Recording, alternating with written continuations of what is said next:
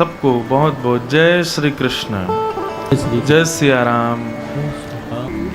जन्माद्यस्य यतोऽन्वयादितरतश्चार्थे स्वविज्ञ स्वराट।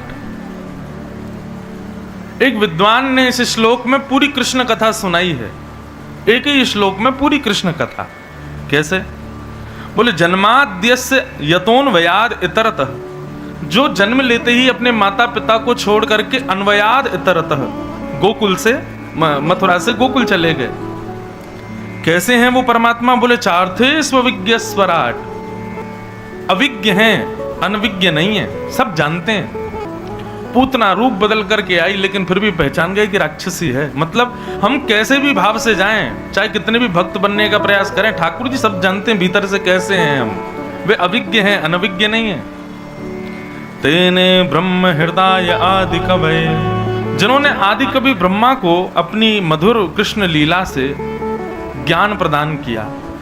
ब्रह्मा जी को एक बार मोह हो गया कि ये भगवान नहीं है, ये कोई बहलूपिया नाटक कर रहा है नीचे। तो भगवान के सब ग्वाल बालों का हरण करके चले गए ब्रह्मा जी।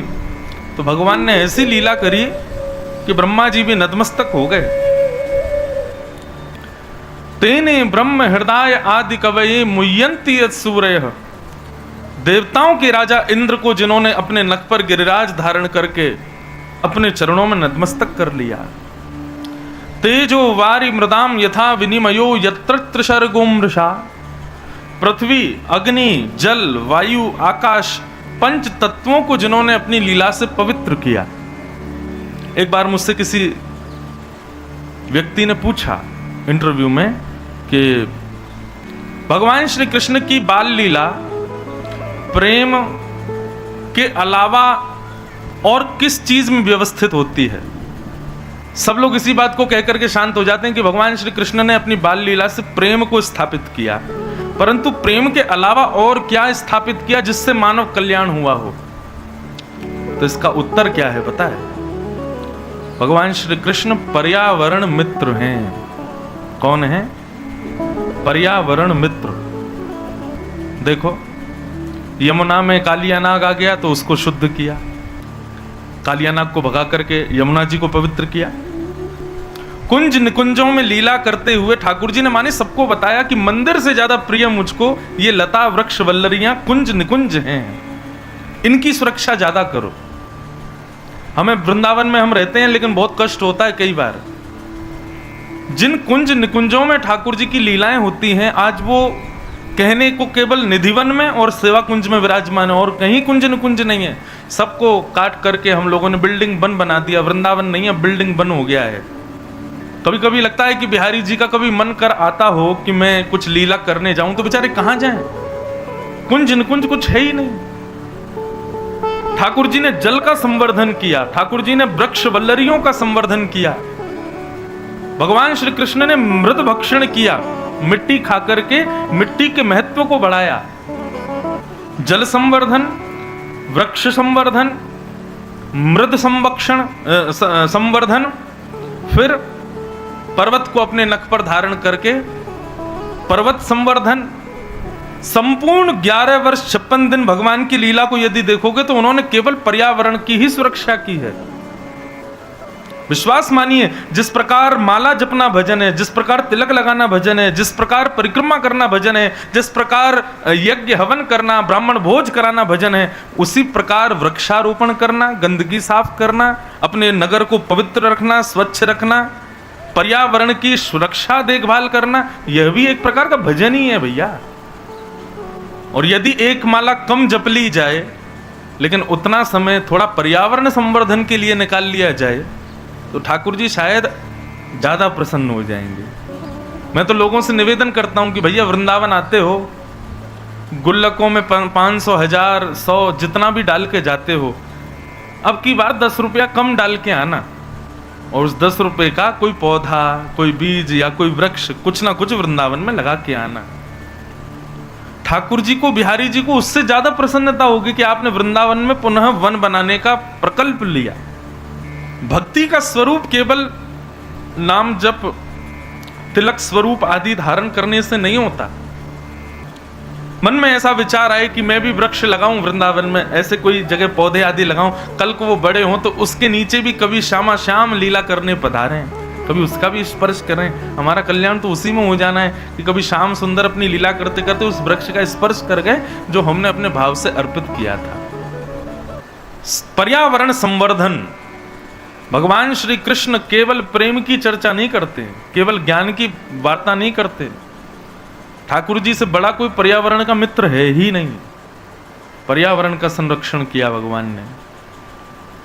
मुह्यन्ति यत् सूरयः, इंद्र को भी जिन्होंने अपने बाम हस्त पर इकन्नी उंगली पर गिरिराज धारण करके मोहित कर लिया। तेजो वारी मृदाम यथा विनिमयो, पृथ्वी जल अग्नि वायु आकाश पंच तत्वों को जिन्होंने अपनी लीला से पवित्र किया। पृथ्वी को पवित्र किया मृदभक्षण लीला, जल को पवित्र किया कालियानाग मर्दन लीला, वायु को पवित्र किया तृणावर्त वध लीला, आकाश को पवित्र किया महाराज के द्वारा। प्रत्येक स्थिति को ठाकुर जी ने पवित्र करने का प्रयास किया। धामना स्वेन सदा निरस्त कुहकम सत्यम परम धीमहि। अपने संपूर्ण ज्ञान को उद्धव को प्रदान करते हुए जो अपनी लीला पूरी करके अपने स्वधाम को प्रस्थान कर गए, ऐसे श्री परम सत्य श्री कृष्ण को हम प्रणाम करते हैं, उनको वंदन करते हैं। ये तो मैंने एक अर्थ सुनाया एक श्लोक का। इस श्लोक के 1008 अर्थ हैं। पूरी राम कथा भी है इसमें, देवी भागवत भी है पूरी। इसका निर्गुण निराकार अर्थ भी है, सगुण साकार अर्थ भी है, सब कुछ विद्यमान है अकेली श्रीमद् भागवत के प्रथम श्लोक में। परंतु एक भाव मुझे बहुत अच्छा लगता है। भागवत के प्रथम श्लोक का प्रथम शब्द है जन्म। जन्माद्यस्य यतोऽन्वयादितरतः।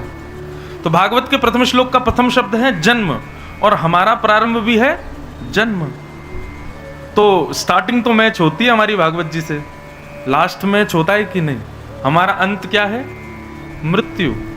और भागवत का विश्राम क्या है? नाम संकीर्तनम यस्य सर्व पाप प्रणाशनो, प्रणामो दुख समनस तम नमामि हरिम परम। भागवत जी का विश्राम है हरिम परम, हरि के चरणारविंद। मतलब जिस दिन आप बिहारी जी के श्री चरणों के परम उपासक बन गए, बस उसी दिन संसार समाप्त है आपके लिए। मृत्यु की प्रतीक्षा तो वो लोग करते हैं जो संसार के लिए जी रहे हैं, पर ठाकुर जी के लिए जो जीते हैं, जिस दिन ठाकुर जी उनको मिल गए बस उस दिन से उनको कोई चिंता नहीं, बस उनका तो उसी समय इति है, उसी समय विश्राम है। उसके बाद अंत तो शरीर का होगा, बाकी आत्मा तो उसी दिन प्रस्थान कर जाती है। समझ में आ रही है बात? जिस दिन राधा रमन लाल जी के श्री चरणों से अत्यंत प्रीति हो गई, उसी दिन आप समाप्त हो, संसार के लिए आप समाप्त हो जाओगे। और ये बात हम बहुत हाथ जोड़ के निवेदन करके कह रहे हैं। ठाकुर जी को पाना है, पाना है, पाना है, ये भाव तो बहुत आते हैं मन में, लेकिन ये मार्ग कठिन भी बहुत है। क्योंकि ठाकुर जी के होने के लिए जब निकलोगे तो फिर और किसी के नहीं रह पाओगे। ना तो आप संसार के रह पाओगे, ना आप परिवार के रह पाओगे, ना किसी काम के रह पाओगे। ये बात आप निश्चित जान लीजिएगा। उदाहरण के रूप में मैं कितने नाम बताऊं? हमारे वृंदावन में तो प्रत्यक्ष किम प्रमाणम, प्रत्यक्ष भी उदाहरण मिल जाएंगे आपको। विदेशों से बड़ी बड़ी कंपनी को छोड़ छाड़ करके लोग वृंदावन आ जाते हैं। स्कॉन का एक बहुत बड़ा मंदिर बन रहा है मायापुर बंगाल में, और उस मंदिर को बनाने में जैसी मुझे जानकारी प्राप्त हुई, 90% जो धन का संचय कर रहा है वो है फोर्ड कंपनी, जिसकी गाड़ियां चलती हैं। उस कंपनी का मालिक जो है उसने 90% लागत लगाई है उस मंदिर को बनाने में, या पूरी लगा रहे होंगे पता नहीं, और वो पूर्ण रूपेण विरक्त हो चुके हैं। फोर्ड नामी कंपनी है, भारत में भले ही इतनी ज़्यादा नहीं चलती, कभी अमेरिका कनाडा दुर्भाग्य से जाना पड़े तो वहाँ पे देखना, वहाँ तो दुनिया भर की गाड़ियाँ फोर्ड की चलती हैं। व्यापार में ऊंची बुलंदियाँ छू रही है वो कंपनी, लेकिन देखो भक्ति का ऐसा असर हुआ कि अब सब छोड़ छाड़ करके कृष्ण भगवान के श्री चरणों में अर्पित हैं।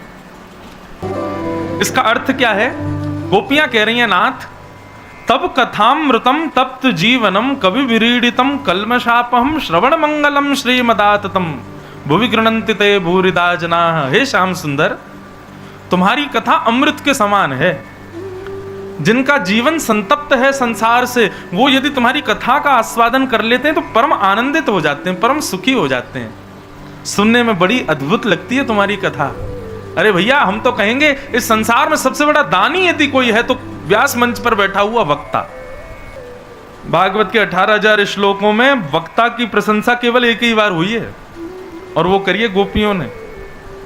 बाकी सब जगह श्रोताओं की प्रशंसा, भक्तों की प्रशंसा, संतों की प्रशंसा, वैष्णवों की प्रशंसा, वक्ताओं की प्रशंसा केवल एक ही बार हुई है पूरी भागवत में, और वो गोपियों ने की है। क्या कहती हैं गोपियां? बोले कि भैया सबसे बड़े दानी तो ये वक्ता हैं। क्यों? बोले परब्रह्म परमात्मा को शब्द की पुड़िया में बांध करके श्रोताओं को दे देते हैं।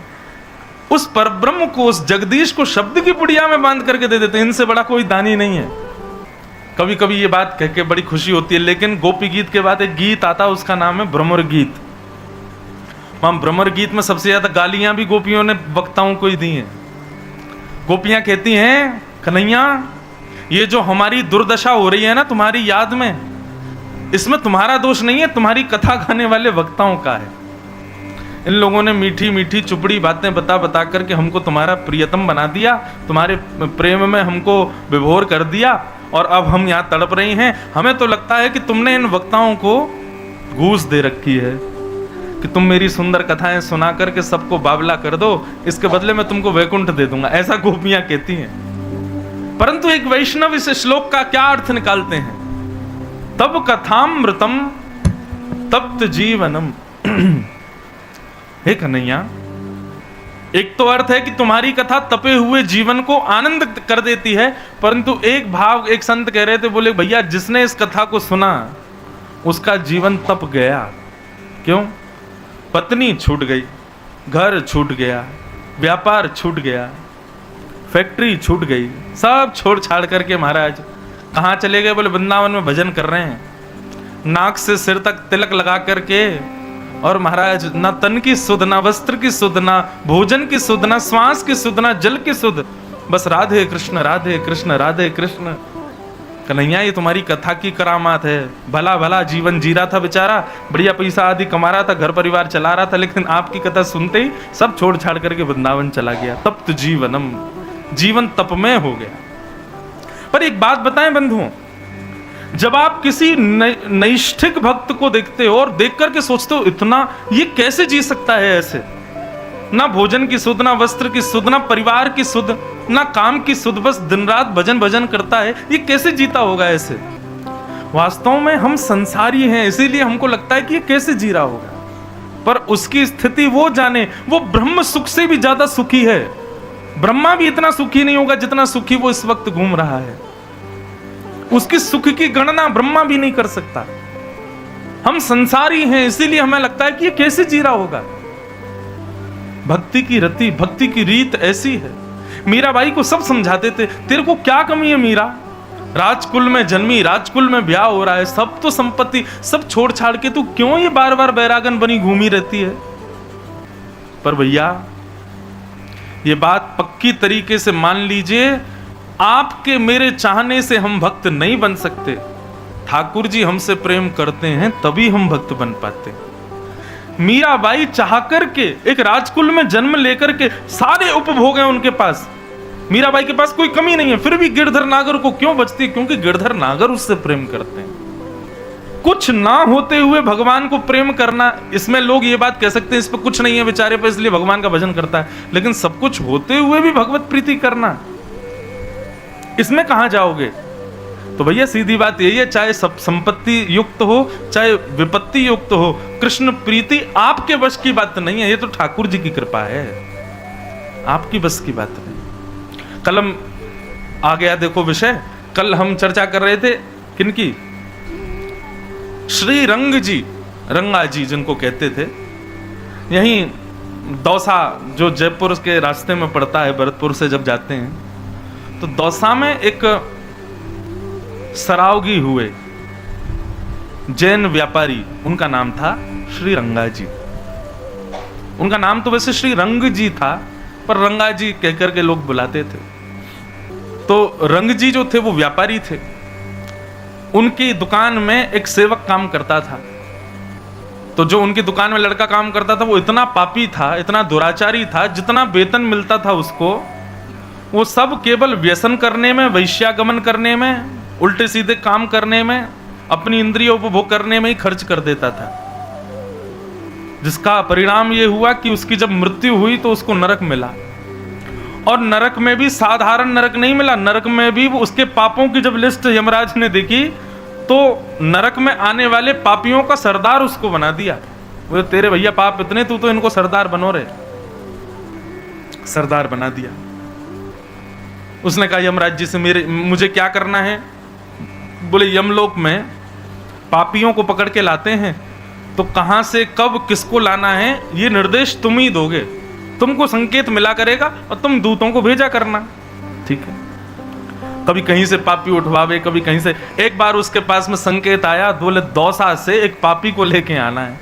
जैसे उसने दौसा नाम सुना, बोले अरे दौसा तो मेरी जन्मभूमि है, यहां मैं किसी दूत को नहीं भेजूंगा, यहां तो मैं ही जाऊंगा, अपने परिवार को देख आऊंगा, और जिन सेठ जी ने मुझे धन देकर के मेरे सारे व्यसन पूरे किए उनको भी देख आऊंगा। तो वो पापी दौसा खुद आया एक पापी को लेने। उसने सोचा अभी समय है, उसकी मृत्यु 3:30 बजे होनी है, अभी तो 2 ही बजे हैं, तब तक क्या करें? बोले चलो सेठ जी को थोड़ा समझाए आते हैं। और वो सेठ जी के पास गया तो दुकान में कभी कोई वस्तु गिर जाए, कभी कुछ गिरे, तो उन्होंने कहा ये हो क्या रहा है? इतने में ही वो प्रकट हो गया। प्रकट हो तो सेठ जी बोले अरे भाई तेरी तो मृत्यु हो गई, तू कहां से आ गया? बोले रंग जी मैं तो आपको धन्यवाद देने आया, आपने मुझे बहुत वेतन दिया, मैंने आपका नमक खाया, परंतु आपके द्वारा मिले हुए धन से मैंने सारे गलत काम ही किए, और उसका परिणाम यह कि मृत्यु के बाद में मुझे नरक मिला। रंग जी बोले भैया हमने तो तेरे नाम के नीचे स्वर्गीय लिखवाया था, हमें नहीं पता तू नरकीय बना है। बोले नरक तो मिला, लेकिन नरक में भी यमराज जी ने मुझे पापियों का सरदार बना दिया है, मैं इतना बड़ा पापी निकला। बोले भैया अच्छा, और बोले और कुछ नहीं, मैं तो बस आपको थोड़ा समझाने आया हूं। क्या समझाने आए हो? बोले मुझे सब पता है कि आप भी कभी कभी घपला करते हो अपने व्यापार में, आप भी कभी कभी जो है लोगों को मूर्ख बनाते हो। बोले हाँ भैया अब तुम तो जानते हो व्यापार में करना पड़ता। बोले नहीं, इतना सा भी पाप आपने यदि किया रंग जी तो फिर सोच लेना आपको भी नरक आना पड़ेगा, और वहां मेरे हाथ से ही सोटे खाने पड़ेंगे। और तब आप यदि कहोगे कि अरे तू तो मेरी दुकान का नौकर था, मुझे मत मारे, तो मैं सुनूंगा नहीं फिर आपकी, क्योंकि यहां आप बड़े थे मैं छोटा था, नरक में मैं बड़ा हूं, आपसे ज्यादा पापी हूं ना, आपका स्वामी रहूंगा। तो मैं तो केवल आपको समझाने आया हूं कि भैया नरक मत आना, बहुत गंदी जगह है, और नरक से यदि बचना है तो सुधर जाइए। जब ये प्रसंग में पढ़ रहा था ना बंधुओं, तो मन में एक आनंद सा प्रकट हुआ कि मतलब मानो श्री रंग जी को बचाना था, इसलिए ठाकुर जी ने सारी लीला की। नहीं तो रंग जी वही घपले की तरह अपना पूरा व्यापार करते रहते और एक दिन खुद भी नरक चले जाते। लेकिन ठाकुर जी कभी कभी किसी किसी को सांकेतिक रूप से बचाते हैं, उसके बाद भी व्यक्ति नहीं बचता तो ये उसकी जिम्मेवारी है। परंतु बंधुओं देखो, सांकेतिक रूप से किसी किसी को नहीं, सबको बचाते हैं ठाकुर जी। भरतपुर में कुछ हो गया, आप सबको पता चला कि भाई ऐसा ऐसा हो गया, तो एक प्रकार से आप सब सावधान हो जाते हो, वाले हम सावधान रहें, हमको ऐसा नहीं करना है। जब किसी की मृत्यु होती है ना बंधुओं, तब हम सबको संकेत मिलता है। इसने बढ़िया घर बनाए, खूब धन कमाया, खूब व्यापार किया, खूब गाड़ियां खरीदी, सब कुछ किया इसने जीवन में, लेकिन आज इसकी गति देखो, 4 लोगों के कंधे पर चढ़ करके जा रहा है। राम नाम सत्य है, गोविंद नाम सत्य है, कृष्ण नाम सत्य है। इसके लिए धन प्रायोरिटी था, इसके लिए घर परिवार सब कुछ प्रायोरिटी था, लेकिन आज इसके साथ कुछ भी नहीं जा रहा है, केवल राम का नाम बोलते हुए 10-15 लोग जा रहे हैं। उसी समय संकेत मिलता है, ये राम नाम सत्य है। हम क्यों बोलते हैं किसी की मरने पर, किसी की मृत्यु पर राम नाम सत्य क्यों बोला जाता है? बोलते तो सब हैं, लेकिन आज तक किसी ने पूछा नहीं कि क्यों बोलते हैं। जितने लोग जिंदे चल रहे हैं उनको सावधान किया जाता है, भैया धन सत्य है ना, परिवार सत्य है? बोले ना। पत्नी सत्य है? नहीं। बच्चे सत्य हैं? नहीं। सब कुछ था इसके पास, लेकिन देखो पीछे घूम करके कुछ भी साथ नहीं जा रहा है। सब लोग एक ही नाम बोलते हुए जाते हैं, क्या? केवल राम नाम सत्य है। इसलिए भैया जितने जीवित लोग हो, अब सावधान हो जाओ, थोड़े से संभल जाओ, सुधर जाओ, अब राम के नाम का आश्रय ले लो। इसलिए राम नाम सत्य बोला जाता है। पूरे नगर में बोलते हुए जाते हैं, जितने जीवित लोग हैं भैया, घर के अटारियों से जो देख रहे हैं, सब सावधान हो जाओ, केवल राम नाम सत्य है। इसके साथ कुछ भी नहीं जा रहा है, केवल राम का नाम जा रहा है। सब राम आश्रित हो जाओ। अब होता क्या है, 2-4 दिन तक के लिए तो लोगों में वैराग्य आता है, उसको बोलते हैं मरकट वैराग्य। कौन सा वैराग्य? मरकट वैराग्य। एक होता शमशान वैराग्य, एक होता मरकट वैराग्य। ये शमशान वैराग्य कैसा होता है? किसी की मृत्यु के बाद 2-3 दिन तक रहता है। संसार बड़ा भैया ऐसा ही है। कल मेरे संग गया था, चाय पी रहा था रात में, बढ़िया था, बिल्कुल कुछ कर ही नहीं रहा था। यूं कह रहा था बेटी पढ़ के आ गई, उसका ब्याह करना है, सब करूंगा। देखो क्या भगवान की रीति, देखो सुबह ही चला गया। ऐसा वैराग्य सब लोगों के भीतर आता है जब किसी की मृत्यु होती है, लेकिन फिर भी संभलते कितने लोग? 4 दिन का वैराग्य, उसके बाद सब लोग वही करने लग जाते हैं जो वो करके गया है। संकेत हम सबको दिलाते हैं ठाकुर जी, पर हम संभलते नहीं। भगवान ने धन्ना जी वो दूत गया और जाकर के बोले कि रंगा जी आप संभल जाओ, ये गपलाबाजी सब बंद कर दो, नरक आना पड़ेगा नहीं तो आपको।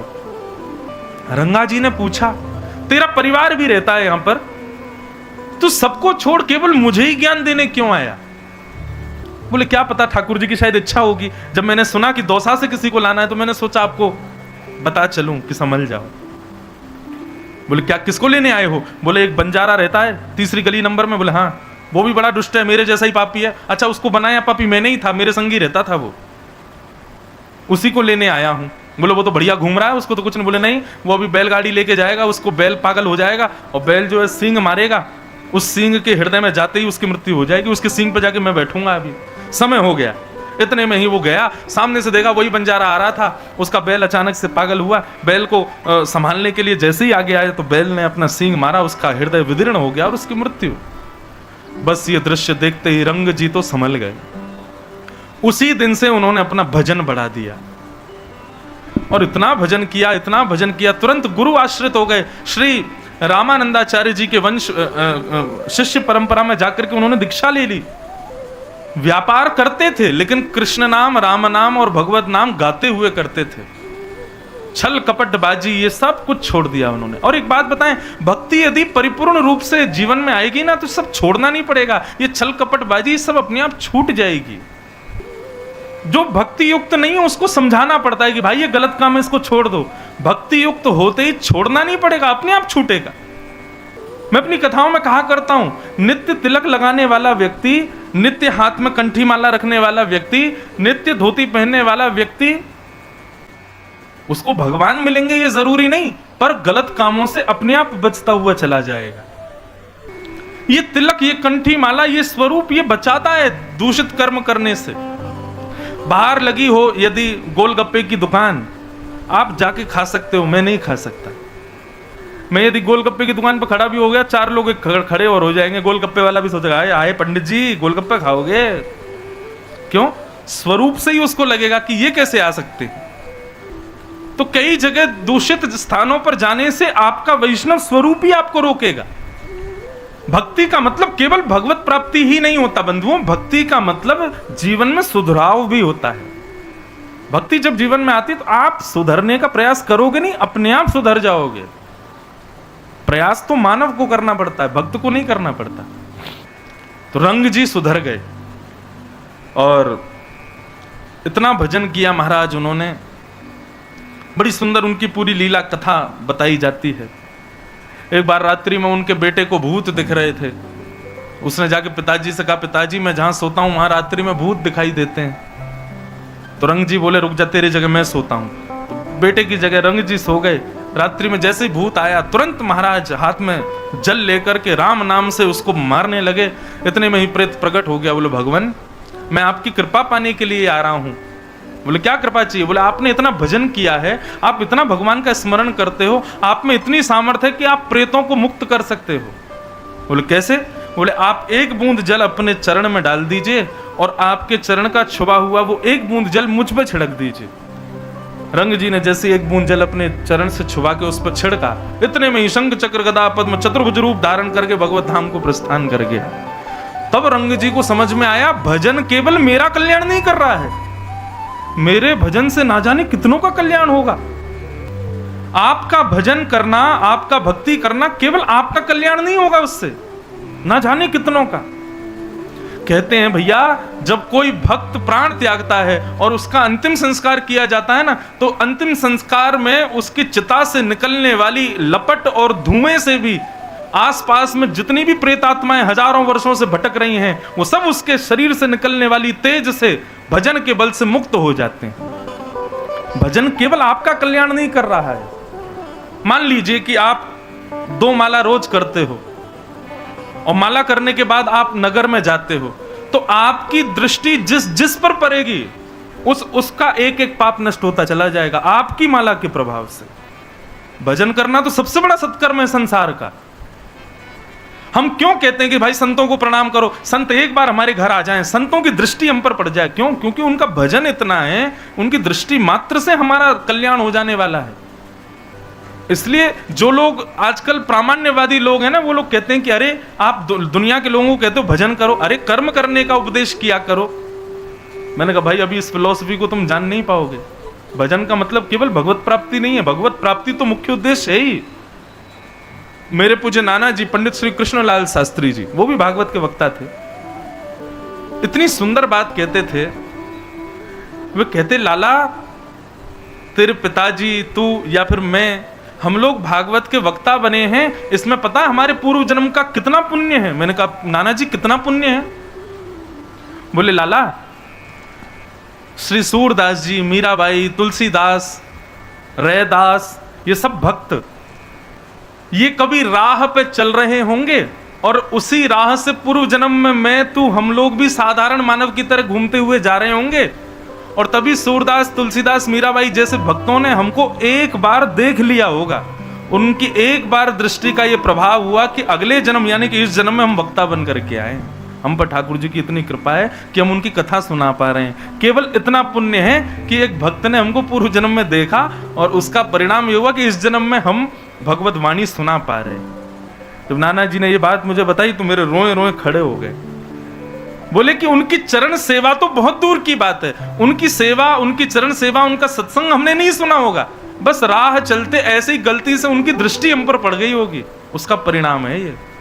सोचो आप सब भी यहां बैठ के कथा सुन रहे हैं, मतलब आप सब पर भी आपके पूर्व जन्मों में कभी ना कभी किसी भक्त ने कृपा की होगी, कभी देख लिया होगा, कभी हाथ फेर दिया होगा, अपना प्रसाद दे दिया होगा, कुछ ना कुछ तो कृपा हुई है। उसी का परिणाम है कि हम आप सब श्रोता और हम वक्ता बन के यहाँ बैठे हैं। इसलिए भैया भजन करना प्रारंभ करो, ठाकुर जी का नाम गुणगान करना प्रारंभ करो। क्यों? उससे केवल आपका नहीं, आप जिसको देखोगे उसका कल्याण होगा, उस पर कृपा होगी। सत्संग का मतलब केवल प्रवचन सुनना नहीं होता, सत्संग का मतलब जो भजन करे हम उसके संग रहें, उसका प्रभाव हम पर पड़ेगा। तो श्री रंग जी ने जब ये देखा तो देख करके बड़े आनंदित हो गए। बोले जय हो भैया, हमारे भजन से इतना कल्याण हो रहा है प्रेतों का। इस प्रकार रंग जी का चरित्र सुनाया गया। तो ये मैंने चरित्र क्यों सुनाया कि भैया 2-3 बातें इससे प्रमुख हैं। पहली बात, भगवान कई बार दूसरों के साथ ऐसी लीला करते हैं, हमको वो दिख जाती है मानो ठाकुर जी हमको सावधान करना चाह रहे हैं। दूसरी बात ये समझ में आई कि जो भगवत भजन हमारे मन में प्रकट हुआ, ये हमारे आपके चाहने से नहीं हुआ है, ठाकुर जी के चाहने से हुआ। तीसरी बात ये समझ में आई कि भगवत भजन से केवल आत्म कल्याण नहीं होता। हम जिसको देखते हैं, हम तिलक लगा के घूमते हैं, हमारे तिलक वाले स्वरूप को जो देखता होगा उसके ऊपर कोई ना कोई कृपा तो होती होगी। ऐसा नहीं कि हम में कोई कृपा है। ये वैष्णव तिलक जो है ना, इसको देखने से उसके हृदय में क्षण भर के लिए भगवत भाव तो प्रकट होता होगा ना, उसी से कल्याण हो जाता होगा। इसलिए वैष्णव बनो, भक्त बनो, ठाकुर जी का नाम गुणगान करो, उससे सबका कल्याण होता है, केवल आत्म कल्याण की बात नहीं है। तो भगवान ने इस प्रकार अपनी संपूर्ण ब्रज की लीला को करते हुए धामना स्वेन सदा निरस्त कुहकम सत्यम परम धीमहि। ऐसे परम सत्य को हम प्रणाम करते हैं। तो मैं निवेदन कर रहा था, भागवत का और हमारा प्रारंभ एक जैसा है, जन्म से प्रारंभ है, पर हमारा विश्राम हम सोचते हैं कि मृत्यु पर है। पर भागवत कहती है परम विश्राम तब मानो जब श्री गिरिराज जी की शरण में चले जाओ, जब श्री राधा रमण जी के शरणागत हो जाओ, जब श्री ठाकुर जी के शरणागत होता हो, तब समझना कि हाँ अब तुम्हारे लिए संसार विश्राम। पर संसार के रह नहीं पाएंगे, संसार के हो नहीं पाएंगे। संसार में फिर हमको अभिनय करना पड़ेगा, केवल रहने का, नियम निभाने का, जीने का। माता पिता भाई बंधु बुआ फूफा इन सबके साथ केवल एक अभिनय सा करना पड़ेगा हमको, और वही जीवन है बंधु, अभिनय ही तो करना है। वास्तव तो केवल श्री गोपाल जी। सूरदास कहते हैं बिन गोपाल कोऊ नहीं अपनो, जासों कीरत रही हैं, मन पंछी उड़ जाई हैं, जादिन मन पंछी उड़ जाई। बिन गोपाल कोऊ नहीं अपनो, ठाकुर जी के अलावा कोई हमारा नहीं, इतने मात्र से कल्याण हो जाना है। भागवत का विश्राम है श्री हरि के चरणारविंद, हमारा भी विश्राम वहीं होना चाहिए। ठाकुर जी के चरण मिल जाएं बस। उसके बाद शरीर प्रतीक्षा करेगा अंत होने के लिए, बाकी आत्मा का अंत तो उसी दिन हो जाएगा जिस दिन ठाकुर जी मिल गए। कृष्णदास जी अष्ट सखाओं में एक हुए, वे कहते हैं सजल श्याम घन वरण लीन है, फिर चित अनत न भटक्यो, मेरो मन गिरधर छवि पे अटक्यो। कृष्णदास जी कहते हैं सजल श्याम घन वर्ण लीन है, श्याम सुंदर ने जिसका वर्ण कर लिया, आप बिहारी जी का वर्ण करो ये विशेष बात नहीं, बिहारी जी जिस दिन आपका वर्ण कर लेंगे ना, फिर चित अनत न भटक्यो, फिर कहीं भटक ही नहीं पाओगे, फिर कहीं जा ही नहीं पाओगे, फिर किसी के हो ही नहीं पाओगे। मेरो मन गिरधर छवि पे अटक्यो, फिर तो जहां देखोगे जिस भाव में रहोगे बस ठाकुर जी दिखाई देंगे, उनके अतिरिक्त और कुछ नहीं। आज सुबह कुछ वैष्णव मिलने आए थे, तब एक चर्चा जैसी वहां हुई, तो उस पर मैं उनके जाने के बाद अभी तक भी मैं उसी पर ही चिंतन कर रहा था। और चिंतन का विषय यह था कि महाराज जी भक्त बनने में डर लगता है, क्यों?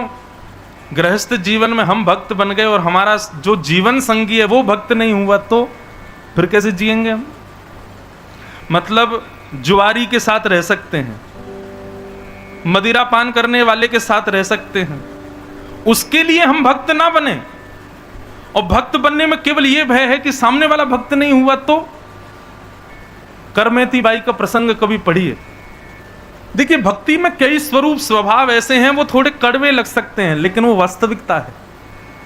हम भक्त इसलिए नहीं बने क्योंकि हम संसार में, संसार के उपभोगों में, संसार के व्यसनों में, संसार के भौतिकवाद में जीना चाहते हैं। हम भक्त इसलिए बने क्योंकि हम मुक्त होना चाहते हैं, हम ठाकुर जी को प्राप्त करना चाहते हैं। उसी पथ पर इसलिए हमने ये पथ चुना है।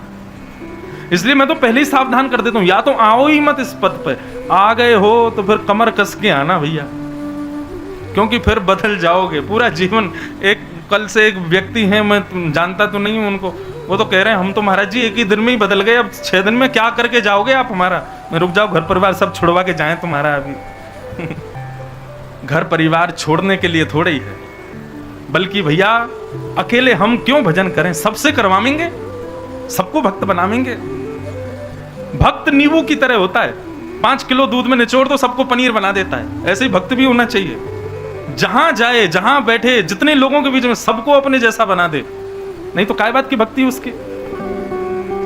तो मन में विचार हो रहा था कि हम भक्त केवल इस भय से नहीं बने, भक्ति केवल इस भय से नहीं करें कि कल को हमारे जीवन में कोई विपरीत व्यक्ति आ गया तो, भक्त नहीं हुआ तो। देखो कल भी मैंने संकेत किया था, आज भी कर दूं, यदि हमारा जीवन संगी भक्त आ गया तो दोनों मिलकर भजन करेंगे, और जीवन संगी भक्त नहीं आया तो जो प्रेम का अंश उसको मिलना चाहिए वो भी बचा कुचा भी हम बिहारी जी को ही दे देंगे। उसमें चिंता की क्या बात है? फिर यदि हमारे योग्य व्यक्ति मिल जाए तो प्रेम का अंश उसको मिलेगा, दोनों मिलकर भजन करेंगे। और यदि विपरीत व्यक्ति मिल गया तो थोड़ा बहुत जो प्रेम उसको मिलना था वो भी उससे छुपा करके बिहारी जी को ही दे देंगे। अब नाथ अभिनय तो करना है, ब्याह तो हो गया, लेकिन हमारे प्रियतम तो आप ही। इनसे हमको कोई अभिलाषा नहीं। और एक और बात कहें, यदि भक्त पुरुष है और विपरीत पत्नी मिल जाए तो प्रयास करो, धीरे धीरे अपने भक्ति भाव से उसको सुधारो, उसको भी भक्त बनाओ। भक्ति के गुण तो आते हैं बंधुओं, जब समीप रहने लगते हैं तो जैसे वायरस फैलता है एक दूसरे से स्पर्श से, ऐसे भक्ति भी फैलती है कभी कभी। तो प्रयास, अब ये समझ लो कि तुम्हारा जीवन ही यही है कि तुम्हारा उद्धार तो हो गया, तुम भक्त बन गए, अब इसका और करना है, इसको और बनाना है। लेकिन उसके बाद भी ना बने तो फिर छोड़ो उसको, राम भरोसे, उसके हिस्से का जो प्रेम है वो भी ठाकुर जी को ही दो, फिर बस अपना जीवन व्यतीत करो। अब देखो, अब ऐसे तो हम पर चरित्र आते जाते हैं मन में। एक चरित्र है श्री अंगद जी महाराज का। जगन्नाथ जी के भक्त हुए श्री अंगद जी। उनकी पत्नी बड़ी भक्त थी, लेकिन अंगद जी भक्त नहीं थे। अंगद जी पत्नी के भक्त थे, पत्नी जगन्नाथ जी की भक्त और अंगद जी पत्नी के भक्त। पत्नी कथा में जाती, संतों के पास जाती, वैष्णवों का संग करती, पर अंगद जी कहते देवी तुमको जहां जाना है जाओ, लेकिन हमारी तो यहीं से राम राम है, हमसे मत कहना चलने के लिए। पत्नी कहती कोई बात नहीं, धीरे धीरे कभी तो बदलाव आएगा इनके हृदय में। एक दिन पत्नी ने अपने घर पर सत्संग रख लिया। अंगद जी महाराज किसी राजसभा, राज दरबार के सिपाही थे, ऊंचे पद पर थे। शाम को लौट करके जैसे ही अपने घर आए तो देखा वहां तो पंजीरी बट रही है, राधे राधे बोल रहे हैं, सब लोग नाच रहे हैं, कूद कूद करके सत्संग चल रहा है घर पे। अंगद जी बोले मेरी बिना आज्ञा के ये क्या हो रहा है? उसने जाकर के चिल्लाना बरसना शुरू कर दिया संत महात्मा वैष्णवों पे। बोला कहां चले आए हो, ये क्या कर रहे हो? बोले भैया कथा हुई है, पंजीरी बट रही, लो तुम भी पाओ। पात्र वात्र सब दूर फेंक दिए। किससे पूछ के कथा हुई यहाँ पे? पत्नी बोली मैंने बोला इनको, आप शांत हो जाइए, ये मेरे गुरु जी हैं, आज सुंदर पर्व था तो हमने घर पर सत्संग रख लिया। सुनिए आप सब लोग तुरंत जाओ यहां से, ये मेरा घर है, मेरी अनुमति के बिना ये कोई धर्मशाला नहीं, चले आए मुंह उठा के, जाओ चलो निकलो यहां से। सब भक्त बेचारे वहां से चले गए। पत्नी मन में विचार करने लगी, ये कभी भजन नहीं करते, कथा नहीं सुनते, मैंने सब सहा, लेकिन मैं करती हूं उससे इनको दिक्कत क्यों? और मेरे गुरुदेव भजनानंदी सब लोग आए घर पर, ठीक है 10 मिनट के लिए अच्छा नहीं भी लग रहा तो मुस्कुरा ही देते, उनके जाने के बाद मुझसे कहते, उनके बीच में इतना क्रोध। सूरदास जी की एक पंक्ति है भैया, तजोरे मन हरि विमुखन को संग। अगर मैं पति को छोड़ करके चली जाऊं तो ये भी तो उचित नहीं होगा, ये भी पाप होगा। ब्याह हुआ है, तुम्हारा पति है, तुम उसको छोड़ के चले गए।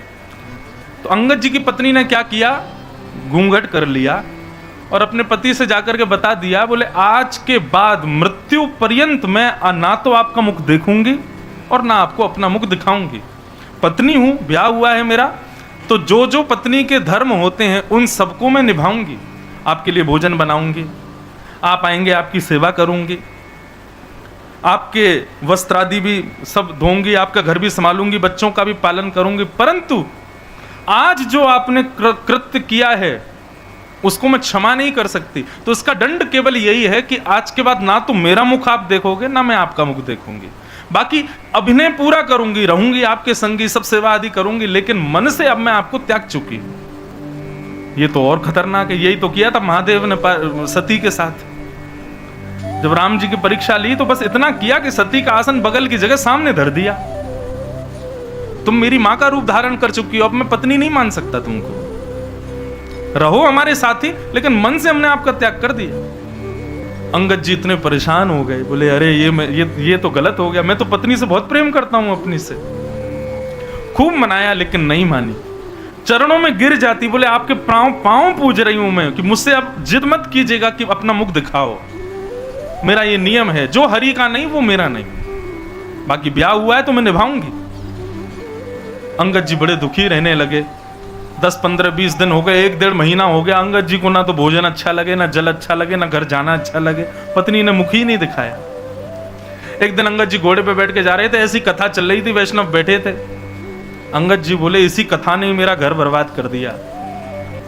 ऐसा क्या मिलता है कथा में, जरा सुनूं तो सही में। जाके घोड़ा अपना बांध दिया, जाके बैठ गए पीछे। और पीछे बैठे बैठे जब उन्होंने कथा सुनी, जो उनका विषाद था ना पत्नी के विरह का, वो विषाद उसको भूल गए, उनके मन से वो विषाद चला गया।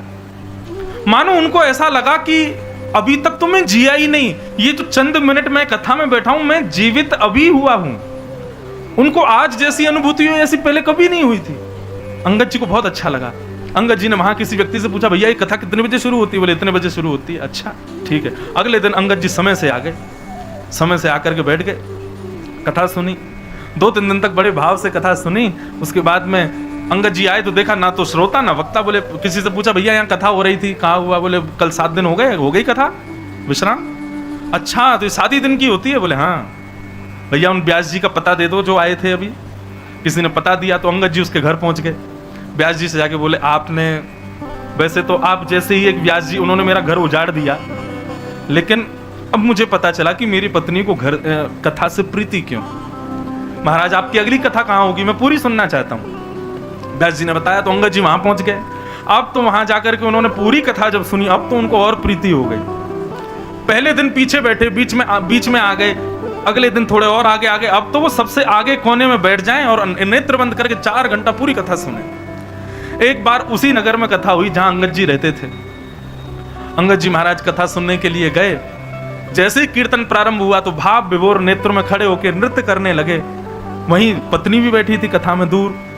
पत्नी ने भी कीर्तन सुना। कीर्तन सुनते हुए जैसे ही दृष्टि पड़ी, बोले ये नाच कौन रहा है? और जैसे ही मुखमंडल देखा, बोले अंगद जी, ये मेरे पतिदेव यहाँ नृत्य कर रहे हैं कथा में। आंखें मीड़ करके देखा, बोले कहीं कोई स्वप्न तो नहीं है, मेरे पतिदेव का कथा से कब से संबंध हो गया। उस दिन चले गए।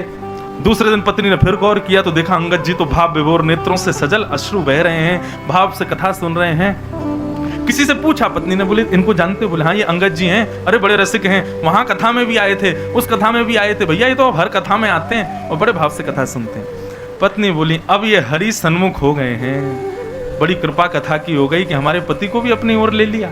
आज जैसे ही अंगद जी कथा सुन के घर लौटे तो पत्नी ने अपना घूंघट ऊपर कर रखा था। अंगद जी महाराज आते ही बोले, देवी मैं आ गया हूं, घूंघट कर लो। पत्नी बोली नहीं, अब घूंघट की जरूरत नहीं है। क्यों? बोले क्योंकि अब आप हरि सन्मुख हो गए हो, अब आपको कथा से, सत्संग से, ठाकुर जी से प्रेम हो गया है। तो आप जब परिवर्तित हो गए तो मैंने भी अपना नियम तोड़ दिया कि अब आज के बाद मैं आपसे मुख नहीं छुपाऊंगी। लीजिए देख लीजिए मेरा मुखमंडल। अंगद जी बोले, देवी एक बात सत्य बोलूं, बुरा तो नहीं मानूंगी? बोले हाँ बोलो। बोले पहले तुम मुझे बड़ी बढ़िया लगती थी, तुम्हारे रूप को देखने में मुझे बड़ा आनंद आता था, पर जब से मैंने श्याम सुंदर के बारे में सुना, श्री जी के बारे में सुना, किशोरी जी के बारे में सुना, विश्वास मानना तुम केवल दृष्टि में सुंदर हो, वास्तविक सुंदरता तो हमारे श्यामा श्याम की है। अब तो उन्हीं को देखने की इच्छा है, अब इन नेत्रों से तुमको देखने की इच्छा नहीं हो रही, क्षमा करो मुझे। पत्नी बोली मैं वारी जाऊं आप पे, अब तो मेरा मन हो रहा है कि बस अब मैं और आप दोनों संग ही भजन करेंगे और संग ही श्यामा श्याम के दर्शन करेंगे। ऐसे श्री अंगद जी का चरित्र। आगे और भी बहुत बड़ा चरित्र है, फिर किसी दिन सुनाऊंगा। परंतु बंधुओं ये बात उन लोगों के लिए जो भयभीत होते हैं, भक्त बनने में काय को भयभीत हो रहे हो? क्यों? कल को भक्त नहीं मिला तो, हमारा जीवन संगी भक्त नहीं हुआ तो, अरे नहीं हुआ तो उसके अंश का प्रेम भी ठाकुर जी को दे देंगे, और नहीं तो ठाकुर जी की इच्छा होगी तो उसको भी भक्त बना ही देंगे ठाकुर जी। बाकी भैया हमने तो अपने लाल जी से कह रखा है, अपने ठाकुर जी से, मैं ठाकुर जी तुम्हारी 3 समय की रोटी चलती रहे, हमारी कथा चलती रहे, यदि आप ऐसा चाहते हो तो ऐसी ही लाना, नहीं तो हमारी कथा छूटे, आपकी सेवा छूटे, ऐसी मत कर दी हो। तो ऐसे ही अपने ठाकुर जी से प्रार्थना किया करो। आहा, तो भैया वैष्णव भक्त बनने से अपना ही नहीं सबका कल्याण, भक्ति के पथ के पथिक बन गए तो आप सबका कल्याण करोगे, अपना ही नहीं। बंधुओं 4 बातें हैं भागवत के श्रोताओं को जो समझनी है। पहला, भागवत का विषय क्या है। दूसरा, भागवत का अधिकारी कौन है। तीसरा, भागवत सुनने से हमारा किससे संबंध होगा। चौथा, भागवत सुनने का, कराने का प्रयोजन क्या है। ये 4 बातें ध्यान से सुनो। तो सबसे पहले भागवत का विषय क्या है। भागवत सुनने से बहुत ज्ञान हो जाता है, भागवत सुनने से पाप नष्ट हो जाते हैं, भागवत सुनने से हमारे पितृ मुक्त हो जाते हैं, भागवत कराने से जीवन के सारे अनिष्ट नष्ट हो जाते हैं। ये सब बातें कहने की हैं बस। वास्तविकता भागवत सुनने का विषय क्या है ये सुनिए। धर्म प्रौजित कई तवोत्र परमो। भागवत सुनने के बाद, कथा सुनने के बाद आपके हृदय में परम धर्म करने की इच्छा प्रकट होगी। परम धर्म किसे कहते हैं? धर्म और परम धर्म दो बातें। धर्म का मतलब जो केवल हम अपने सुख के लिए, अपने परिवार के लिए करते हैं, वो सब धर्म है। आप व्यापार करते हो, ये धर्म है। आप नौकरी करते हो, ये धर्म है। 3 समय की रोटी मिले उसके लिए मेहनत करते हो, ये धर्म है। आप सुबह समय से जाकर के दुकान खोलते हो, रात्रि लौट के घर आते हो, ये धर्म है। पत्नी की सुध लेते हो, बच्चों का ध्यान रखते हो, ये सब धर्म है। परंतु इसमें अपने देह और दूसरे के देह के सुख का विचार है, वही धर्म। पर परम धर्म में देह नहीं, आत्म कल्याण की भावना होती है। समझ में आ रही है बात? धर्म का मतलब केवल इतना कि 4 लोगों में मेरा यश कैसे हो, कीर्ति कैसे हो, वैभव कैसे हो, मैं नाम प्रतिष्ठा यश कैसे प्राप्त करूं, सत्कर्म पर कैसे चलूं, धर्म निष्ठा से कर्म कैसे करूं, ये सब धर्म कहलाते हैं। यहां यश वैभव कीर्ति प्राप्ति के लिए जो आपने कर्म किए वो सब धर्म, पर ठाकुर जी के हृदय में आपका नाम पहुंचे उसके लिए जो आपने कर्म किए वो परम धर्म। अब समझ आया परम धर्म का मतलब क्या है? अभी आप कथा में बैठे हो, 2 बजे से यहां बैठे हो, और जब तक आप यहां बैठोगे बताओ ये धर्म कर रहे हो कि परम धर्म कर रहे हो? ये परम धर्म है, क्योंकि आपके शारीरिक सुख का यहां कुछ भी नहीं है। नीचे बैठे हो या ऊपर भी बैठे हो, तो भगवान गीता में कहते हैं सबसे कठिन 2 काम है अर्जुन संसार में। पहला, खुद पढ़ना बिना किसी की सहायता के, ये कठिन है, अध्ययन स्वाध्याय। और दूसरा सबसे कठिन काम है अर्जुन, बहुत देर तक चुप रह करके किसी और को सुनना। बहुत कठिन काम है ये। आप सब लोग लगभग जब से हम आए 2:30 बजे से आप सब मौन ही हो, चुप ही बैठे हो, और 6 साढ़े 6 बजे तक कथा चलेगी तब तक चुप ही रहोगे। तो यहां पर आपके शरीर को कोई लाभ नहीं है। यहां पर आपका शरीर पतला हो रहा है या पुष्ट हो रहा है या उसकी योग्यताएं हो रही हैं, ऐसा कुछ नहीं है। यहां शारीरिक सुख का कोई विचार नहीं है। आप जितनी देर यहां बैठेंगे उतनी देर केवल मानसिक और बौद्धिक विकास ही होगा, आत्मिक विकास ही होगा, विचारों का विकास ही होगा। इसलिए यह परम धर्म है। जहां शारीरिक विकास और व्यवहारिक विकास पुष्ट होते हैं वो धर्म, और जहां बौद्धिक, मानसिक और आत्मिक विकास पुष्ट होते हैं वो परम धर्म। अच्छा, एक बात और, गिरिराज जी की परिक्रमा बताओ ये धर्म है कि परम धर्म है? क्या है? परम धर्म है। क्यों? क्योंकि शारीरिक सुख तो नहीं मिलता, हाथ पांव बेचारे बोल जाते हैं। हाँ, एक और बात, परिक्रमा लगाने के पीछे उद्देश्य क्या है, उससे आपका धर्म और परम धर्म व्यवस्थित होगा। उद्देश्य यदि ये है कि हे भरतपुर में हमारा घर बन जाए, भरतपुर में हमें प्रॉपर्टी मिल जाए, या आदि आदि व्यापार के, तो वो धर्म ही है। लेकिन उद्देश्य क्या है? इस लोक के लिए जो क्रियाएं हैं वो सब धर्म, परलोक के लिए या वृंदावन के लिए या ठाकुर जी की प्राप्ति के लिए जो क्रिया वो परम धर्म। तो भागवत का विषय क्या है?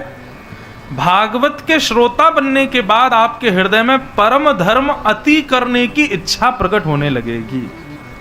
फिर आप देह सुख के कार्य नहीं करोगे, आत्म सुख की क्रियाएं ज्यादा करोगे। यह है भागवत का विषय। भागवत सुनने के बाद भी केवल देह सुख की क्रियाओं में लगे हैं तो माफ कीजिए, आपने 4 घंटे बैठ करके केवल किसी को सुना, उतारा नहीं जीवन में। यदि आपने उतारा होता तो आपके जीवन में परिवर्तन आ जाएगा। मैंने कितने लोगों को देखा है, सत्संग के कुछ बिंदु सुनने के बाद में उनका जीवन परिवर्तित हो जाता है। अब क्या है, बोले महीने में 1 बार तो वृंदावन आना ही है, संतन की सेवा करनी है, ब्रजरज माथे से लगानी है, नित्य ठाकुर जी का स्मरण करना है। ऐसे परिवर्तन कितने लोगों के जीवन में देखे। तो जहां पर आत्म कल्याण की भावना आ जाती है वो परम धर्म कहलाता है। देह कल्याण की भावना जहां है वो परम धर्म नहीं, वो धर्म कहलाता है। तो भागवत का विषय परम धर्म का बीज बोना हमारे अंदर, ये भागवत का विषय। दूसरी बात, भागवत का अधिकारी कौन है?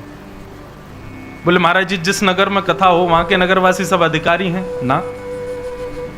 कई लोग दूर दूर से भी आते हैं कथा सुनने, कई लोग आमंत्रित आते हैं, तो कथा का अधिकारी कौन है? आमंत्रित लोग, व्यवस्था प्रमुख लोग, नगरवासी लोग, कौन है कथा का अधिकारी? तब यहां कहा गया निर्मत सराणाम सताम। चाहे नगरवासी हो, चाहे आमंत्रित हो, चाहे दूर से आए हुए हों, यदि उनके हृदय में निर्मत्सरता है तो ही वो अधिकारी है, नहीं तो वो अधिकारी नहीं है। निर्मत्सरता किसको कहते हैं? किसी और की उपलब्धियों से जलने वाला व्यक्ति, किसी और की उपलब्धियों से विचलित होने वाले व्यक्ति को मात्सर्य व्यक्ति कहते हैं। और ऐसी स्थिति जिसकी नहीं है, जो दूसरे की उपलब्धि से उसके हृदय पर ज्यादा असर नहीं पड़ता, ऐसा व्यक्ति ही कथा का अधिकारी है। हम तो इसका एक प्रमाण दें, 7 दिन कथा सुनना, और देखो चाहे कितना भी छुपा लो, हमको सब पता है, हर व्यक्ति का कोई ना कोई वो जरूर होता है जिससे उसको ईर्ष्या हो जाती है। हम सबके जीवन में एक ना एक व्यक्ति ऐसा होता है जिससे हमको कभी ना कभी ईर्ष्या होती है, कभी ना कभी उसके प्रति द्वेष भाव आता है, उसकी उपलब्धियों से हमको ज्यादा प्रशंसा नहीं होती। तो हमारी कई एक बात मानना, 7वें दिन 15 तारीख को जब यहाँ कथा पूरी हो ना, कथा का प्रसाद पाने के बाद में शाम को उसी व्यक्ति से मिलने जाना। यदि उसको देख करके अब भी आपके हृदय में कुछ जलन जैसी अनुभव हो तो समझना अभी कथा हमने नहीं सुनी। लेकिन उसको देख करके अब आपके हृदय पर कोई पीड़ा ना हो, आपके हृदय में कोई विचलितता ना हो, उसकी उपलब्धि देख करके आपके हृदय में किसी भी प्रकार की अब जलनशीलता ना होती हो, तब फिर बिहारी जी को जाके धन्यवाद कह आना, जय हो बिहारी जी, आपने बड़ी कृपा की, कथा हमारे जीवन में आ गई तो हमारे हृदय से मात्सर्य दोष नष्ट हो गया। समझ में आई बात? तो 7वें दिन 15 तारीख को एक बार चेक कराना सब लोग कि कथा हमारे भीतर आई है कि नहीं। कथा आई होगी तो मात्सर्य दोष नष्ट हो जाएगा, तो कथा नहीं आई होगी तो अभी भी मात्सर्य ही होगा, दूसरे से जलना, दूसरे के प्रति ईर्ष्या। आजकल व्यक्ति अपने दुख से कम दुखी है, दूसरे के सुख से ज्यादा दुखी है। वो इतना सुखी क्यों, वो इतना सुंदर क्यों, उसके पास इतना धन क्यों, उसके पास इतनी प्रॉपर्टी क्यों, उसका इतना नाम क्यों, उसका इतना यश क्यों, हर बात से हम चिढ़ रहे हैं। ये ज्वलनशीलता, इसी को ही मात्सर्य दोष कहते हैं। और ये मात्सर्य दोष भागवत से नष्ट होता है। यदि नष्ट नहीं हुआ तो इसका मतलब क्या है? डॉक्टर दवाई दे और फिर भी रोग दूर ना हो, डॉक्टर बोलेगा यार 1 हफ्ते का कोर्स कराया था, रोग तो दूर होना चाहिए, फिर भी क्यों नहीं हुआ? दवाई ले रहे थे समय से, बोले हाँ आपने कहा था सुबह शाम भोजन के बाद लेनी है, ले रहा था मैं। भोजन क्या करते थे? बोले पूड़ी कचौड़ी, आलू की सब्जी, और महाराज कभी, अब यहाँ के तो हलवाई नहीं पता, हमारे वृंदावन में तो क्या मिलता है सुबह, बेड़ई कचौड़ी बढ़िया घी में डाल डाल करके पा रहे थे महाराज। डॉक्टर बोले अरे परहेज तो करना था, परहेज तो किया ही नहीं तुमने, दवाई से काम थोड़ी चलेगा। तो इसी प्रकार भैया कथा है दवाई, और कथा में बताए गए जितने भी भाव हैं वो सब हैं परहेज। परहेज नहीं करोगे, केवल कथा सुन जाओगे तो रोग दूर थोड़ी ही होगा। तो रोग दूर हुआ है कि नहीं एक बार देख लेना 7वें दिन। ईर्ष्या यदि नष्ट हो गई हो, द्वेष यदि नष्ट हो गया हो, तो समझिएगा कि हमने औषधि और परहेज ढंग से किया। अब कोई वर्जिश करने जिम तो रोज जा रहा है, अखाड़ों में रोज जा रहा है, उठा उठा करके महाराज वो क्या बोलते हैं वेट, अपनी वर्जिश तो खूब कर रहा है, लेकिन घर पे आके आलू के पराठे खा रहा है, घी उड़ा रहा है, मक्खन खा रहा है, परहेज बिल्कुल भी ना करे तो उसका जाना व्यर्थ नहीं है। ठीक उसी प्रकार भैया यहाँ बताई गई भाव जो है ये परहेज हैं, और कथा जो है ये औषधि है। औषधि लो और संग में परहेज करो, तब रोग निवृत्त हो गए। और रोग की निवृत्ति मैंने बता ही दिया है कैसे पता करना है कि रोग निवृत्त हुए कि नहीं। दोष आपका संग बिना आपके प्रयास से छोड़ दें। कोई सिगरेट पीता था, कोई तंबाकू खाता था, कोई किसी के प्रति ईर्ष्या रखता था, किसी के प्रति लोभ रखता था, ये जितने भी दोष हैं संसार के, ये बिना प्रयास के केवल कथा सुनने से अनायास ही छूट जाएं। तब समझना कथा ने आपके ऊपर प्रभाव किया है। आपने कथा को नहीं सुना, कथा ने आपको स्वीकार किया, और 7 दिन बाद भी वैसे ही रहे जैसे 7 दिन पहले थे। लेकिन एक बात बोले, इसकी हम गारंटी दे रहे हैं, कुछ तो बदलाव आएगा। ज्यादा ना ही आवे, 1% ही आवे, आएगा जरूर। इतना तो हमें हमारी भागवत जी पे विश्वास है। भागवत की कथा में इतनी सामर्थ्य तो है, थोड़ा ही सही बदलाव तो करती है जीवन में। और कोई अनावृत सुनता रहे समय समय पर तो धीरे धीरे परिवर्तन आने लग जाते हैं। तो भागवत का अधिकारी कौन? जिसके हृदय में मात्सर्य दोष नहीं। तो पहले बताया भागवत का विषय, फिर बताया भागवत का अधिकारी, अब बताया जा रहा है कि भागवत सुनने से हमारा संबंध किससे होगा। कथा सुनने के बाद में श्याम सुंदर अपने लगने लगेंगे, प्रिय लगने लगेंगे, उन्हीं से ही प्रीति हो जाएगी। मैं तो अपनी कथा में कहा करता हूं बंधुओं, भागवत की कथा सुनने के पीछे उद्देश्य क्या है आपका? कहीं सस्ती पॉपुलैरिटी तो नहीं कि हम कथा करा लें, हमारा थोड़ा नाम हो जाए, कहीं कोई और उद्देश्य तो नहीं, कहीं पितरों की मुक्ति तो नहीं, कहीं दुखों से निवृत्ति तो नहीं। अगर इन सब भावों से आप कथा सुन रहे हैं तो आपसे हाथ जोड़ के क्षमा मांग रहे हैं कि आपके दर्द तो सिर में हो रहा है, दवाई पेट दर्द की खा रहे हो, दर्द ठीक नहीं हो। ये सारी क्रियाएं भागवत सुनने से संपन्न नहीं होंगी। भागवत से तो केवल एक ही चीज मांगो, क्या? श्री कृष्ण हमारे हो जाएं बस। यदि आपने ये मांगा तो भागवत जी निश्चित यही वस्तु दे देंगे। बाकी आप और किसी साधन को मांगने के लिए भागवत जी के पास आओगे तो आपकी वो मनोकामना पूरी नहीं हो पाएगी। यहां पर भागवत तो केवल ठाकुर जी को प्रदान करती है। वैद्यम वास्तव मत्र वस्तु शिवदम, भागवत केवल और केवल कृष्ण से कृष्ण की प्राप्ति करा सकती है। भागवत से और कोई मनोकामना मत रखिएगा, क्योंकि भागवत का विषय यह है कि 7वें दिन आपके अंदर प्रेम प्रस्फुटित होगा, और जब प्रेम प्रस्फुटित होगा तो प्रेम के वशीभूत कृष्ण ही मिलेंगे और कोई नहीं मिलेगा। इसलिए भैया भागवत से और कोई कामना मत करना। आप और किसी कामना मनोकामना से बैठना भी नहीं यहाँ पे। यहाँ तो केवल यही, हमारे जीवन में सुख आए दुख आए, आपत्ति विपत्ति कुछ भी जीवन में आ रही है, सब हम सह लेंगे नाथ, बस कृपा ये कर दो प्राण निकले उससे पहले पहले आप हमको दिख जाओ एक बार। ये जितने लोग प्राण त्यागने के बाद दर्शन की अभिलाषा रखे बैठे हैं ना कि हम मरने के बाद भगवान से मिलेंगे, इन्हीं को ही नहीं मिलने वाले भगवान। इसलिए भैया अभी जीवित हो, और कब तक जीवित हैं कुछ पता नहीं है, इसलिए अभिलाषा ये रखो कि एक बार बिहारी जी हमको प्रत्यक्ष दिख जाएं बस, और हमारी कोई अभिलाषा नहीं। इस अभिलाषा से, इस मनोकामना से आप इस पंडाल में बैठिए, भागवत जी आपकी ये मनोकामना पूरी कर देंगे। और ये मनोकामना पूर्ण हो जाए तो फिर और चाहिए क्या? ठाकुर जी प्रत्यक्ष दिख गए, उसके बाद क्या अभिलाषा रह सकती है हमारे हृदय में? कोई नहीं। हम सत्य बता रहे हैं, अपनी बात कहेंगे तो ऐसा लगेगा कि आप लोग की ये अपनी प्रशंसा कर रहे हैं। अपनी ना कह के हम श्री भरत जी की बात बताएं। भरत जी जब राम जी से मिलने के लिए वन में जा रहे थे, राम जी को वापस लाने के लिए, तो निषाद राजगु जगह जगह बताता हुआ चलता था, ये गांव आ गया।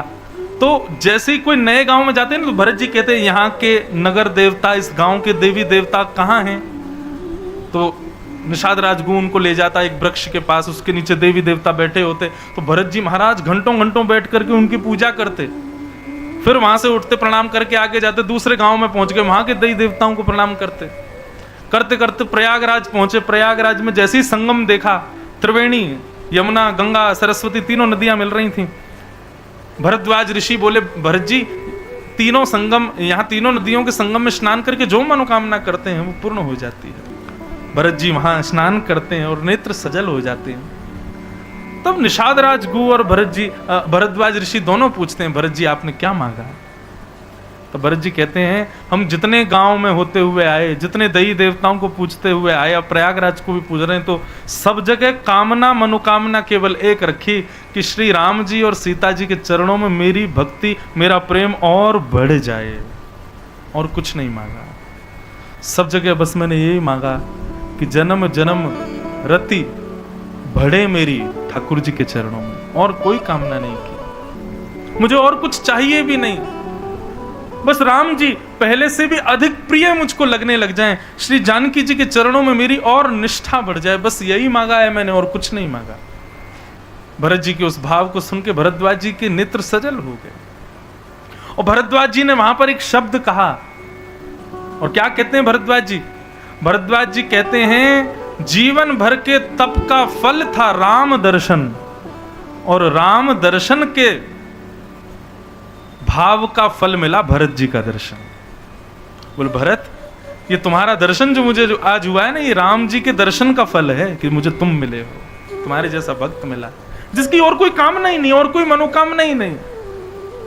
मनोकामना बंधुओं सदैव उस भाव की रखी जाती है जो हमारी सामर्थ्य से परे हो। संसार में कितनी भी बड़ी उपलब्धि हो, सब हमारी सामर्थ्य में हम कर सकते हैं, पर ठाकुर जी को प्रत्यक्ष देखना ये हमारी सामर्थ्य से परे है। तो मनोकामना इसी की करो ना, बाकी की चीजें तो अपने अपने बल से, अपने कर्म से, अपनी मेहनत से हम सब पा सकते हैं संसार में। ठाकुर जी को पाना हमारे सामर्थ्य से बाहर की बात है, इसलिए मनोकामना उसकी करो ना। तो विषय, अधिकारी, संबंध। अब चौथी बात, भागवत का प्रयोजन क्या है? तापत्रयोन्मूलनम। 3 प्रकार के तापों का उन्मूलन हो जाता है, भागवत का यही प्रयोजन है। मतलब कल भी मैंने जो बात कही थी आज पुनः दोहराऊं, भागवत जी की सन्निधि में आने के बाद ऐसा नहीं कष्ट पीड़ा नहीं आएंगे, पर अनुभूति कम होगी, उसका प्रभाव इतना ज्यादा नहीं होगा। सांसारिक व्यक्ति के ऊपर जरा सा भी कष्ट आ जाए, रोने लग जाएगा, सिर पकड़ के बैठेगा, चिंता करेगा, परंतु भक्त वैष्णव व्यक्ति के जीवन में महान विषाद आ जाए फिर भी वो दुखी नहीं हो सकता। भक्ति का ये प्रभाव होता है बंधुओं। इसलिए आप देखेंगे संत महापुरुष वैष्णव जन जो श्रेष्ठ जन होते हैं, बड़ी बड़ी पीड़ाएं, बड़ी बड़ी जीवन में विपत्ति आ जाती हैं, उसके बाद भी उनके हृदय पर इतना असर नहीं होता। क्यों? भक्ति जो है ये प्रोटेक्ट करती है विषादों से। भक्ति में तो फिर एक ही विषाद रहता है कि हमको श्याम सुंदर नहीं मिल रहे, बस। इसके अलावा संसार के जितने भी विषाद है ना, उनमें इतनी पीड़ा नहीं होती, और संसार के जितने भी दुख दारिद्र हैं उनसे कष्ट नहीं होता भक्त व्यक्ति को। कोई संत रोता हुआ दिख जाए तो लोग आश्चर्य करते हैं, आप संत होते हुए कैसे रो सकते हो? क्यों? संत रो नहीं सकता? नहीं, रोते तो संसार के लोग हैं ना, रोते तो वो लोग हैं जो संसार में आ सकते हैं। सब छोड़ छाड़ के भगवान के हो गए, फिर क्यों रोना? ठीक वैसे ही बंधुओं, भक्त जो हैं वो संसारिक विपत्तियों पर, संसारिक विषादों पर ज्यादा रुदन नहीं करते, ज्यादा व्याकुल नहीं होते। उनकी व्याकुलता का कारण तो केवल श्याम सुंदर की अप्राप्ति ही है, बस, और कोई नहीं। तो भागवत का प्रयोजन क्या है? संसार के जितने विषाद हैं आएंगे तो सही, लेकिन उनकी पीड़ा नष्ट हो जाएगी, पीड़ा नहीं होगी, फिर पीड़ा समाप्त हो जाएगी। तापत्रयोन्मूलनम। इस प्रकार ये भागवत का दूसरा श्लोक सुनाया गया। अब भागवत के तीसरे श्लोक में वक्ता को समझाया गया। अभी तक श्रोता समझा रहे थे, अब वक्ता को क्या समझना चाहिए? ऋग्वेद, यजुर्वेद, सामवेद, अथर्ववेद, इन चतुर्वेदों को ही निगम कहते हैं। हम लोग कहते हैं आगम, निगम, पुराण, बखाना गाते हैं। तो ये आगम निगम क्या है? निगम मतलब वेद। वेद रूपी कल्प वृक्ष का पका हुआ फल है श्रीमद् भागवत।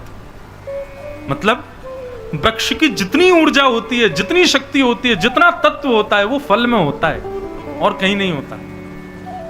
फल यदि आपने खा लिया, चख लिया, सेवन कर लिया, तो वृक्ष की जितनी ऊर्जा है वो सब आपके भीतर आ जाएगी, जितना रस है वो सब आपके पास आ जाएगा। तो वेदों का जितना ऊर्जा तत्व है, जितना बल है, जितना रस है, वो सब भागवत में विद्यमान है।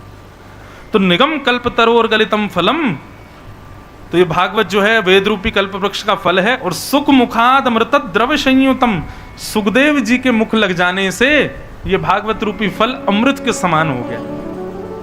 तोता यदि फल में मुख लगा दे तो वो मीठा हो जाता है, लेकिन तोता यदि मीठे फल में मुख लगा दे तो वो अमृत बन जाता है। सुखदेव जी के मुख लग जाने से ये अमृत समान हो गई। अब यहां पर एक बात, ये वक्ताओं को समझाने के लिए, लेकिन आप लोग भी सुनो। भागवत वेद रूपी कल्प वृक्ष का पका हुआ फल है, और उसके वक्ता कौन है? बोले सुखदेव जी। तो सुखदेव जी की जो आकृति है बंधुओं, वो कैसी है? तोते के समान बनाई गई। अभी भागवत जी के बगल में आप देखेंगे तो सुखदेव जी दिखाई दे रहे होंगे।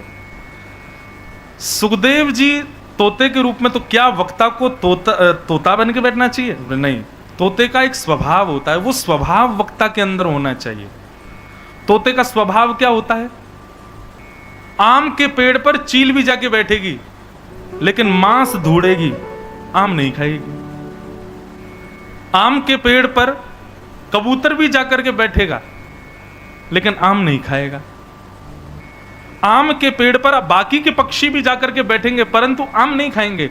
आम कौन खाएगा? बोलो जैसे ही तोता आकर के बैठेगा तो भीतर प्रवेश करेगा, सुंदर फल कौन सा है अपनी बुद्धि विवेक से ढूंढ के उसमें चोंच डाल करके उसका रस स्वयं भी लेगा, और जैसे ही चोंच निकालेगा तो उसका जो रस थोड़ा बहुत टपकेगा, नीचे गिरा करके कुछ चींटी मकोड़ी आदियों को भी दे देगा। मतलब यही स्वभाव वक्ता का होना चाहिए। यहां इस व्यासपीठ रूपी वृक्ष पर चील बन करके ना बैठे।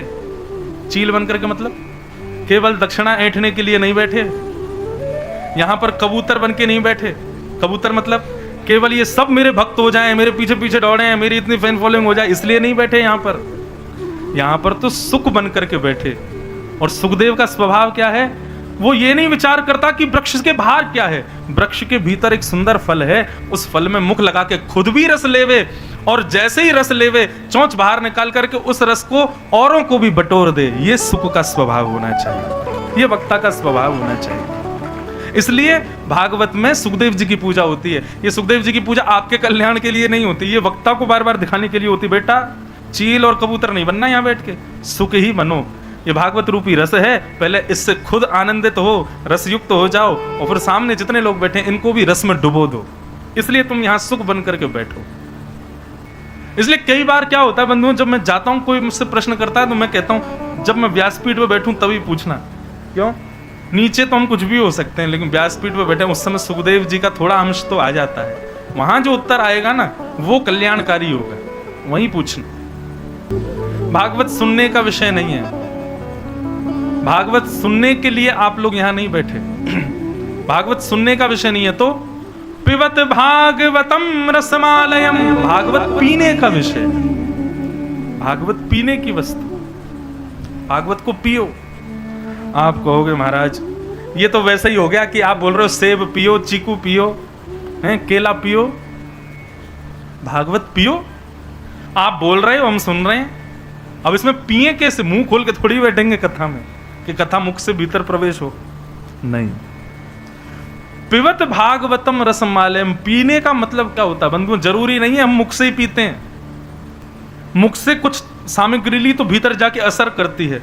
ऐसे ही बाहर से नेत्रों पर, कानों पर, नासिका पर, त्वचा पर कई बार ऐसी कोई ना कोई वस्तु का स्पर्श होता है कि वो भीतर असर करती है। तो इसका मतलब हम प्रत्येक इंद्रिय से पीते हैं। किसी को सुंदरता को देख लिया, अब तो महाराज जब देखें तब वही वही दिख रहा है, तो इसका मतलब क्या? नेत्रों से पिया। किसी सुंदर सुगंधी को आपने ले लिया, आप तो जहां जा रहे हैं उसी की स्मृति आ रही है कि वो सुगंधी सबसे बढ़िया है, नाक से पिया।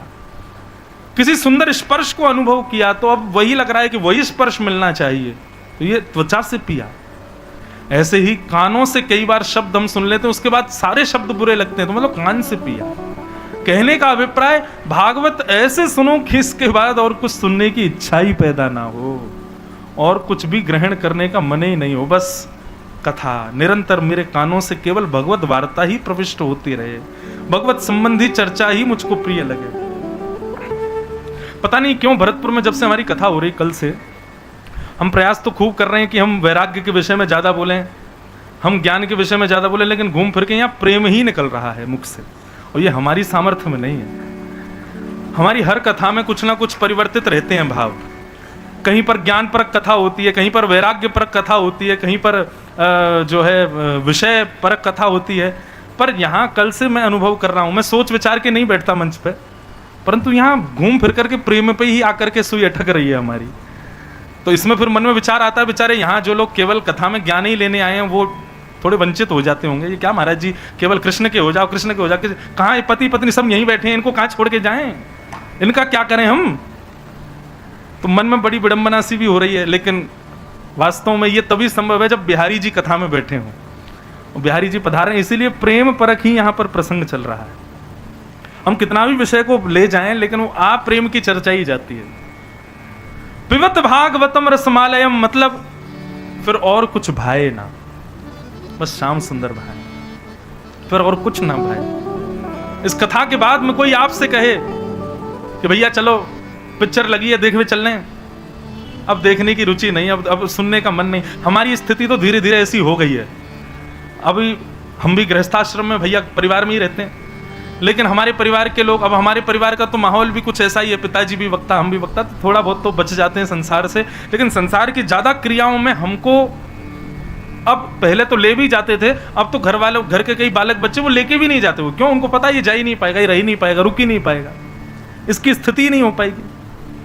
अब ब्याह के प्रसंगों में हमको कोई बुलाता है तो हम उससे हाथ जोड़ मना करते हैं, हमको मत बुलाओ, क्योंकि ब्याह में दुल्हा दुल्हन की सब बलैया लेते हैं। अरे देखो कितनी बढ़िया जोड़ी लग रही है, पर हमें लगता है, मैंने कहा अभी तुमने शामा शाम की जोड़ी देखी ही नहीं है, यही मारे ये बढ़िया लग रहे हैं, कभी आके देखो। वो जिस दिन भा जाएंगे उस दिन कोई बढ़िया नहीं लगेगा।